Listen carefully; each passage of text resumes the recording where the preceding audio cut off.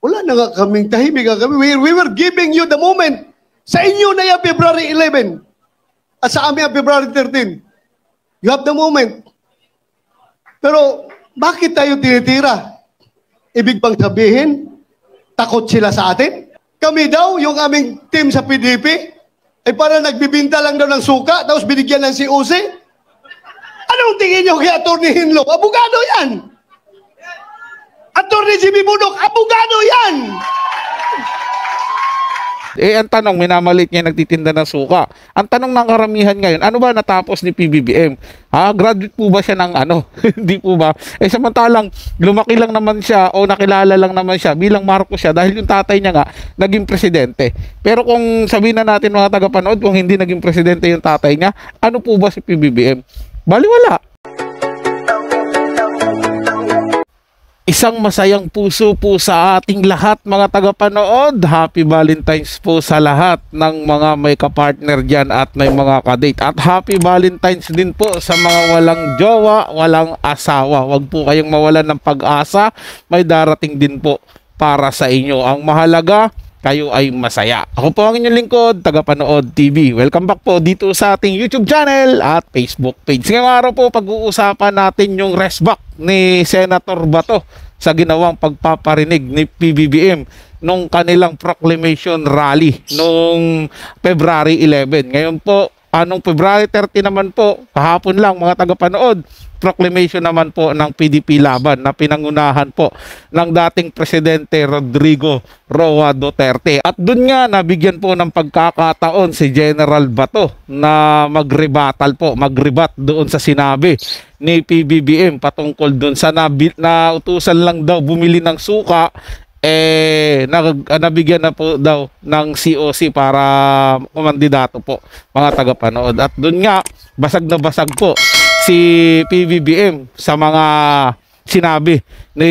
Senator Bato de la Rosa. At nga, nagkaroon ng alias yung kanilang PDP Laban na naging Team Suka daw po mga tagapanood. Pero sa totoo lang po mga tagapanood, isa din po ako doon sa hindi sang-ayon sa sinasabi ni ni PBBM na parang nautusan lang daw bumili ng suka.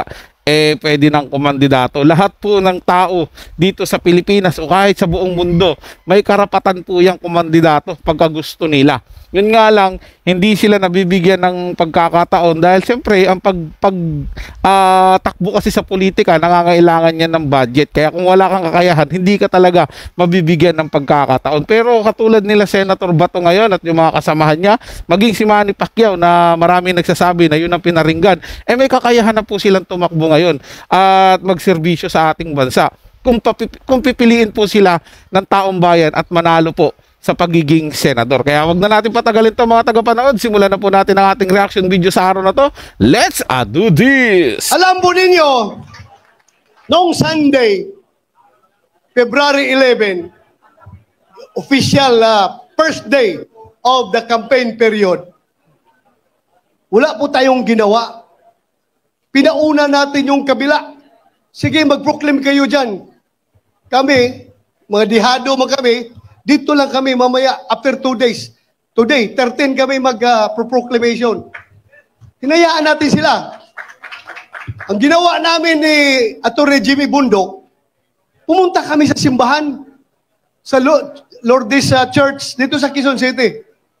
Kami po'y nagsimba doon kasi we believe na bago ka sasabak sa napaka-importanting bagay, kagaya nung kami mga sundalo pa, bago kami mag-jump off, aakyat sa bundok para makipaggira sa mga NPA, ginagather ko yung mga tao ko. Kami lahat nagdadasal, Lord, sana 50 kami na aalis.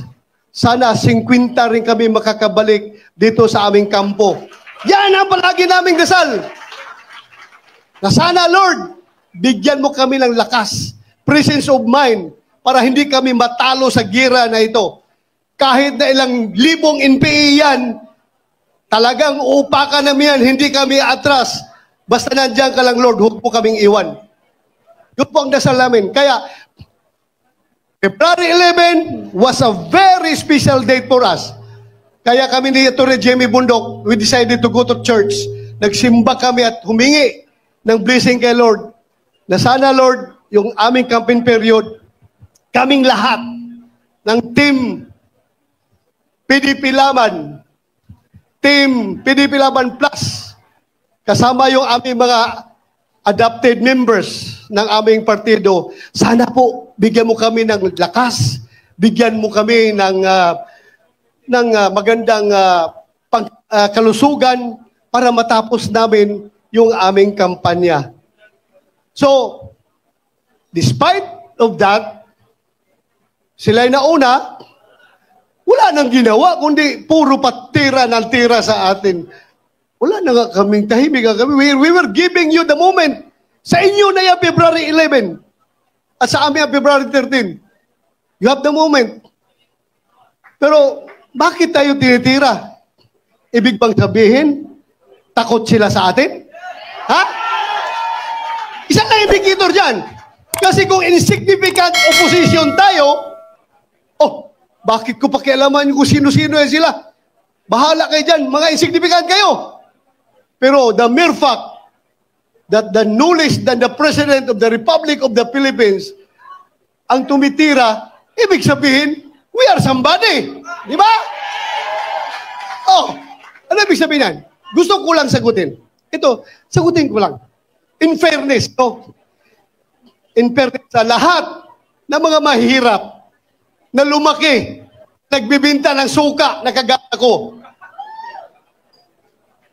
Napakasakit po pakinggan na kami daw, yung aming team sa PDP, ay para nagbibinta lang daw ng suka, tapos binigyan ng COC.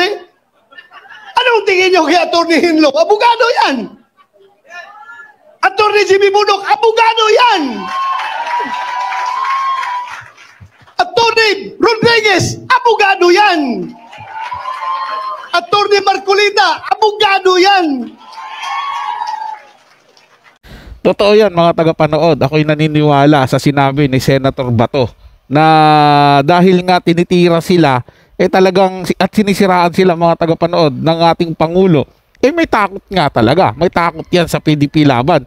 Kasi aminin man niya o hindi, talagang malakas po ang hatak ni Duterte, ni Pangulong Digong, o dating Pangulong Digong Duterte. 'Di ba? Kaya nga po siya nanalo dahil nakipagtandem siya kay VP Sara Duterte. Kasi kung hindi siya nakipagtandem kay VP Sara Duterte, panigurado hindi po siya mananalo bilang presidente. At doon po natatakot si PBBM na baka sakali yung mga senatorial slate niya ilan lang ang lumusot dyan at mas madaming lumusot sa PDP Laban ni Tatay Digong Duterte. Kaya doon natatakot dyan, takot na takot yan si PBBM. Kaya kung gano'n na lang ang paninira na ginagawa niya ngayon sa PDP Laban.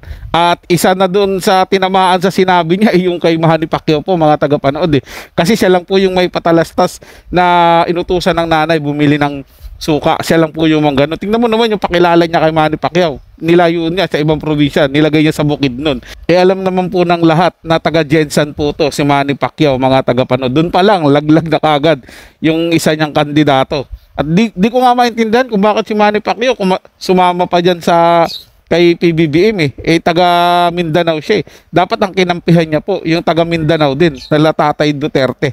Pero anyway mga tagapanood, choice niya po yan. At dito nga mga tagapanood sa sinabi ni Senator Bato de la Rosa na nagtitinda ng suka kaming mga PDP Laban, anong masasabi niyo dyan? Itinuro niyo po yung mga kasamahan niyang attorney, sila Atty. Marcoleta at si Atty. Vic Rodriguez at saka yung isa pa po nilang abogadong kasama. Actually 4 na abogado po yan dyan mga tagapanood, din nakasama nila. Kasama po si Atty. Jimmy Bundok na sikat na singer po dati mga tagapanood. Ang tanong, minamalit niya nagtitinda ng suka. Ang tanong ng karamihan ngayon, ano ba natapos ni PBBM? Graduate po ba siya ng ano? Hindi po ba? Samantalang lumaki lang naman siya o nakilala lang naman siya bilang Marcos siya dahil yung tatay niya nga naging presidente. Pero kung sabihin na natin mga tagapanood, kung hindi naging presidente yung tatay niya, ano po ba si PBBM? Baliwala. Wala lang siya, mga tagapanood. Hindi po ba? Hindi katulad ng mga tao na to, may pinatunayan po sa buhay. Kahit si Manny Pacquiao na sinasabihan na yun daw pinaparinggan na nagtitinda ng suka o nag-deliver ng suka, malayo ang narating ni Manny Pacquiao, nagbigay po ng karangalan dito sa ating bansa. Eh si PBBM, ano pa bang binigay niyang karangalan dito sa ating bansa? Tutuloy natin ito mga tagapanood. Ako, hindi ako abogado. Pero, murag abogado. Ako lang, talagang, alam nyo, yung suka, maliit pa ako, yung lolo ko po, mananggite. Alam nyo yung mananggite? Yung umaakyat sa puno ng niyog para kukuha ng tuba. Sinasamahan ko yan every morning. Ako ang nasa ilalim ng puno kasi yung tuba na kinukuha niya sa taas, binababa niya, ako ang tagatanggap. At yung tuba na kinukuha niya, binibinta niya yan. Kapag hindi nabinta ang tuba, kinabukasan, bahal na yan. Ano ibig sabihin ng bahal? Hindi na presko. Bahal na, medyo mapakla na yung tuba. Pagkapangatlong araw, mas lalong mapakla. Bahal pa rin ang tawag namin yan. Pero after the third day, hanggang 1 week and onwards, yung tuba ay nagiging suka. At yung suka na yan, hindi niya kinikwinta ng lolo ko, ang kanya tuba lang. Pag nabinta ang tuba, sa kanya yung pera. Pero yung suka, sobra na, ako na magbibinta niyan. So, income ko na yon, pambaon ko pag-eskwela. Nilalagay namin yan sa butilya ng bote ng lungnek. Alam niyo yung lungnek? Lapad, at saka yung lapad, yung tanduay. Lagay namin yan, i-display ko sa labas ng bahay namin para mabili ng mga kapitbahay na dumadaan. Kaya, huwag nating maliitin yung mga nagtitinda dati ng suka. Dahil hindi po masarap, hindi po bawal mangarap ang isang nagtitinda ng suka na magiging senador. Ako'y nagtitinda ng suka, pero nakapag-masteral degree ako. Nakapag-doctor of philosophy ako. Naging CPNP pa ako. At ngayon, naging senador pa. Kaya sa lahat ng nagtitinda ng suka dyan, malaki ang tsansa nyo na magiging senador. Hindi kasi, ito mga tao na lumaki sa layaw, yung hindi kumakain ng pagkain ng mahirap, baliwala sa kanila suka. Pero sa ating mga mahirap, very essential ang suka sa ating kusina. Dahil hindi masarap ang tuyo, hindi masarap ang bulad, hindi masarap ang daing kung walang suka. Kaya, sige lang, tawagin na nyo kaming Team Suka. Okay lang. Team Suka, basta importante, kami ang nagpapasarap sa ulam ng mga taong mahihirap. Di ba? Kasi kung walang suka, hindi masarap yung daing, yung tuyo. Masakit masyadong malunok yung kanin na ang presyo ay tag 50 pesos, hindi 20 pesos, ha? Hindi 20 pesos ang kilo ng bigas. 50 pesos to 58 pesos. Minsan naabot pa ng 60 pesos. Kami po ang tumutulong na malunok ng ordinaryong tao, yung kanin na mahal dahil sa suka na sinasawsaw yung bulad. So okay lang, tawagin nyo kaming Team Suka. No problem. Basta kami ang suka sa buhay ninyo. Ha? Okay na po ako sa Team Suka mga tagapanood. At least, ando doon yung puso para sa mga mahirap at ordinaryong Pilipino. Kaysa naman doon ako sa mga piling mataas sa sarili na ang ginagawa lang naman ay puro paasa lang at parinig sa mga nagiging kalaban nila. Ni hindi man lang gumawa ng aksyon para sa kahirapan o sa nararanasan nating kriminalidad at kahirapan dito sa ating bansa. Sila pa naman yung nasa pwesto. Siya pa naman yung namumuno ngayon na may mataas na pwesto dito sa Pilipinas. Pero wala po siyang ginagawang pagbabago. Kung hindi, paringgan ng paringgan yung alam niyang magiging sagabal sa kanilang hinaharap na plano mga tagapanood. Kaya dito, saludo talaga ako kay Senator Bato de la Rosa.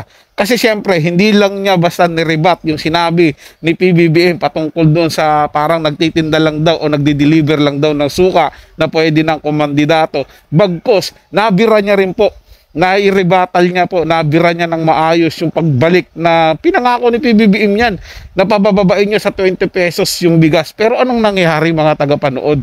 Wala po, di ba? Lalong tumaas yung presyo ng bigas. Nagawan ko pa naman ng reaction video po noon, pinagtanggol ko pa naman si PBBM at sinabi ko, antayin lang natin kasi pinoproseso pa yan, baka itinatanim pa yung palay. Hanggang ngayon, tinatanim pa rin siguro at hindi talaga mamunga-munga ng 20 pesos na bigas. Aminin na natin mga tagapanood, nabudol po tayo ni PBBM. At ngayon, wag na tayo magpabudol sa kanya. Bumalik na po tayo sa tunay na nagmamahal dito sa ating bansa, ang mga Duterte. At itong mga kasamahan niya ngayon na panigurado, pag sila ang nanalo mga tagapanood, siguradong mayroon magandang pagbabago dito sa Pilipinas. So yun lang po mga tagapanood, na may nagustuhan nyo po yung ating talakayan sa araw na to. At kung kayo bago lang po na napadaan dito sa ating channel, huwag nyo po sana kalimutan na mag-subscribe. Hit nyo na rin po notification bell para lagi po kayong updated sa mga bago pang video na ating ilalabas. Share, like, and comment din po kayo mga tagapanood, atin yung babasahin at pupusuan. So hanggang sa muli po, ito yung Tagapanood TV. Komento at opinion lamang, wala pong personalan. Paalam po at mabuhay po kayong lahat.